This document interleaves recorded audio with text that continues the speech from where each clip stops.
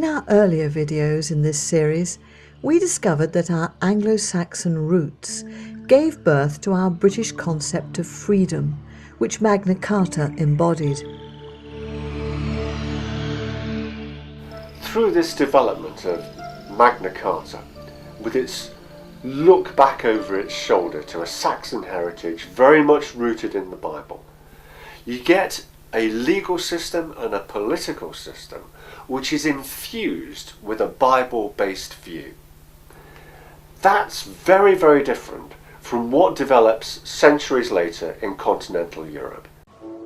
This early recording of the Marseillaise, the French revolutionary song and anthem to freedom from tyranny, marks the contrast between the English approach to freedom, which predated Magna Carta, and the French concept of liberty for the citizen, la liberté, which stemmed from a revolution of the people.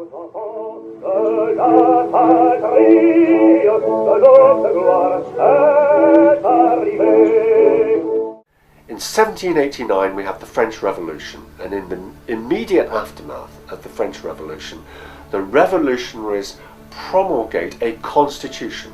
It's called the Declaration of the Rights of Man and of the Citizen, 1789. And what that does is try to institute rights for the common man and a voice for the common man without the biblical worldview. This print of a 1792 engraving, now in the British Museum, compared British and French liberty, asking which is best: British, founded on religion, or French, based on atheism? Notice that religion and biblical morality, based on our Christian heritage, bring attributes including justice, national prosperity, and happiness, while atheism and perjury, with the French Revolution in mind, result in rebellion, national and private ruin, and misery. When the Declaration of the Rights of Man and of the Citizen was first published, it was received with huge enthusiasm, not only in France, but in this country as well. There was even a suggestion in Parliament that there should be a day of celebration for the French Revolution. Many people initially thought the French were going to put in place English-style liberties. It didn't turn out that way, of course, and one of the first people to smell a rat was the veteran Irish MP Edmund Burke.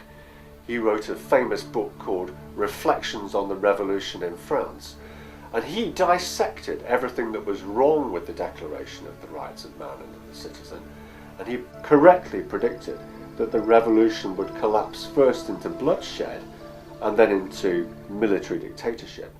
The reason why the Declaration of the Rights of Man and of the Citizen ushered in dictatorship and bloodshed was that it picked up on an idea that had first been put into the public sphere by Jean-Jacques Rousseau. Rousseau had said that man was a noble savage who needed to be freed from the false constraints of society. When he was free, there was only one legitimate authority to which he could submit: the people, and what Rousseau termed the general will. And the Declaration of the Rights of Man talks about law as being an expression of the general will.